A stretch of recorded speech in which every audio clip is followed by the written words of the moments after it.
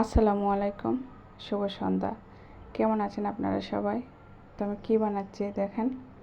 আজকে কিন্তু বানিয়েছিলাম আমি টাকি মাছের ভর্তা। টাকি মাছের ভর্তার জন্য এখানে মাছটা আমি পরিষ্কার করে নিয়েছি। করে এখানে আমি তেলের মধ্যে প্রথমে একটু ভাজা ভাজা করে নেব মাছটাকে। এই যে মাছগুলো আমি দিয়ে দিয়েছি তেলের মধ্যে, দিয়ে কিন্তু এখন উল্টে পাল্টে নিচ্ছি। উল্টে পাল্টে একটু ফ্রাই করে নেব।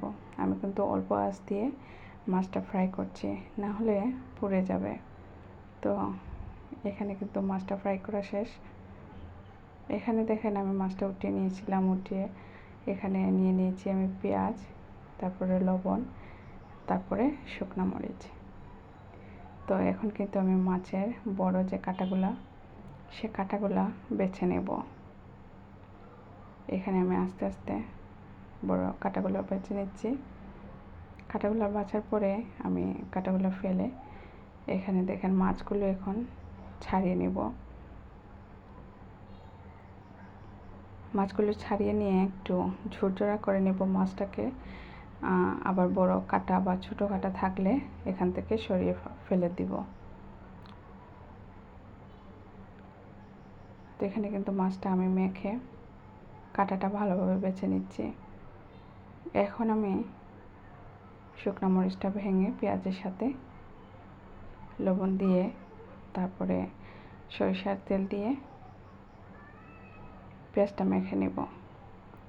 এখানে যেহেতু আমি মাছটাকে তেলে ফ্রাই করেছি, এখানে সরিষার তেল কম দিলেও হবে, কিন্তু আমি একটু বেশি করে দিয়েছি। দিয়ে এখন পেঁয়াজটাকে মেখে নিচ্ছি।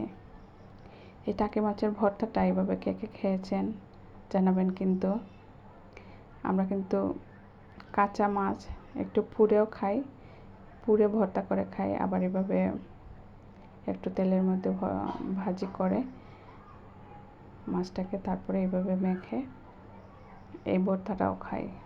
তো এখানে কিন্তু দেখেন আমি পেঁয়াজের সাথে মাছটা ঝুরি করে রেখেছিলাম, সেটাও কিন্তু মিক্স করে দিয়েছি। মিক্স করে এখন আমি ভালোভাবে পেঁয়াজ মরিচের সাথে মাছটাকে মেখে মেখে চটকে মিক্স করে নিচ্ছি।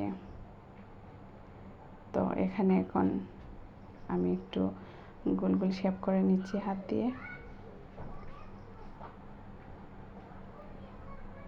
শেপ করে এই তো রেডি হয়ে গিয়েছে কিন্তু আমার ভর্তাটা খেতে কিন্তু অনেকই আমি, খুবই মজা। তো ভালো থাকবেন সবাই, সুস্থ থাকবেন। কেমন হয়েছে আমার ভর্তা বানানো অবশ্যই জানাবেন। আমার জন্য দোয়া করবেন। ধন্যবাদ।